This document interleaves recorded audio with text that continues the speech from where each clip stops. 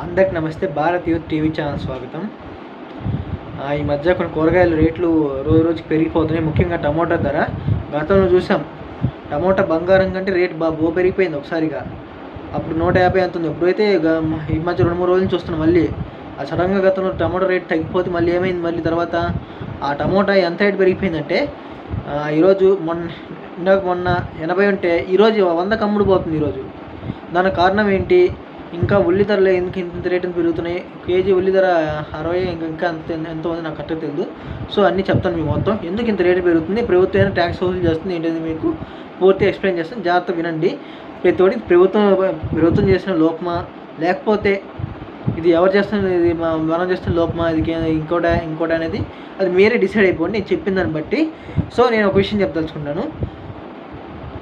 ఇప్పుడు రైతులందరూ గిట్టుబాటు ధర అని చెప్పేసి ఎన్నో చోట్ల పండిస్తారు ఒక ఐటెంని. ఒక ఐటెంని ఎన్నో చోట్ల పండిస్తారు. ఆ ఐటెం ఎక్కువ మంది రైతులు పండించడం వల్ల ఏమవుతుందంటే దాని గిట్టుబాటు ధర చాలా తగ్గిపోవడం వల్ల ఏమవుతుందంటే అది రేటు పెట్టి ఎక్కువ అమ్మినా సరే ఏమవుతుందంటే దాన్ని చాలా ఎక్కువ మంది కొంటారు దాన్ని. అంటే కన్జ్యూమర్స్ దాన్ని ఎక్కువ మంది కొనరు. దానివల్ల ఏమవుతుంది, అది స్టోరేజ్ చేసుకొని కుదరదు. కాబట్టి ఏమవుతుందంటే ఆ టమోటా రేటు తగ్గించేస్తారు. దానివల్ల ఏమవుతుందంటే మార్కెట్ రేట్ పడిపోతుంది. సో దీనికి నష్టపోవడానికి మార్కెట్ యజమానులు ఎవరు సిద్ధంగా ఉండరు. దీనివల్ల దీన్ని నష్టపోవడానంత ఎవరి మీద వేస్తారయ్యా అంటే రైతుల మీద వేస్తారు. ఈ రైతుల దగ్గర నుంచి 30 రూపాయలు కేజీ టమాటో తీసుకున్నారంటే వాళ్ళు 50 రూపాయలకు అమ్ముకుంటారు. కానీ రైతు కూడా పండించే టమోటా ధర కూడా అది కమర్షియల్ అయితే మాత్రం ఏమవుతుందంటే వాడు రైతులందరూ ఆ రైతులు అందరూ 60-70 అట్టగా అమ్మారంటే సో ఇంకా మార్కెట్ రేట్కి వచ్చేసరికి కొంచెం రేట్ పెరిగిపోతుంది. ట్రాన్స్పోర్టేషన్ ఖర్చు నేను కొంచెం లాభాలు వాటాలు అన్నీ చూసుకుంటారు కదా. సో దానివల్ల ఏమవుతుందంటే టమోటాల రేట్ పెరిగిపోతుంది. అలాగే ఉల్లిపాయ కానీ ఎర్రగడ్డ కానీ ఇలాగనే జరుగుతుంది. సో ప్రతి ఒక్క కూరగాయ మీద ప్రతి ఒక్క రైతు కష్టం ఉంటుంది.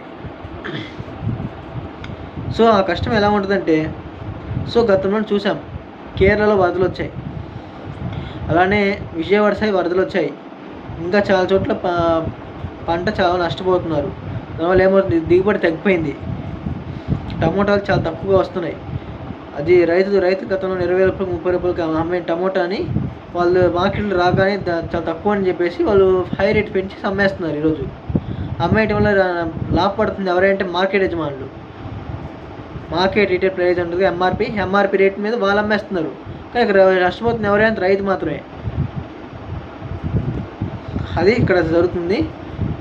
మరి దీనికి సొల్యూషన్ ఏమైనా ఉందా అంటే మాత్రం ఒకటే సొల్యూషన్. మార్కెట్లో మనం వెళ్ళి కొనుక్కుంటే వాళ్ళు ఎంత రేట్ పెడితే అంత రేట్ పెట్టేసి అమ్మేస్తారు. వాళ్ళు మనం తీసుకోవాల్సి ఉంటుంది. అదే రైతు దగ్గర తెచ్చుకొని కొనుక్కుంటే రైతు బాగుపడతారు, ఇటు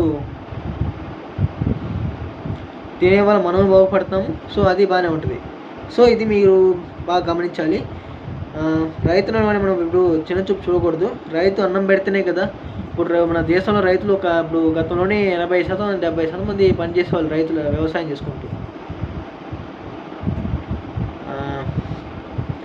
అలా వ్యవసాయం చేసుకుంటున్న రైతులందరూ సడన్గా ఈ మధ్య ఇండస్ట్రీస్ రావడం, నౌకర్లు ఉద్యోగాలు బాగా మక్కువ చూపించడం వల్ల ఎక్కువ బీటెక్లు అని చెప్పేసి ఇంకా టెక్లు ఈ టెక్లు అని చెప్పేసి అన్ని చోట్లకి వెళ్ళిపోవడం వల్ల ఏమవుతుంది అంటే ఇక్కడ రైతుల వ్యవసాయం మొత్తం పడిపోతుంది.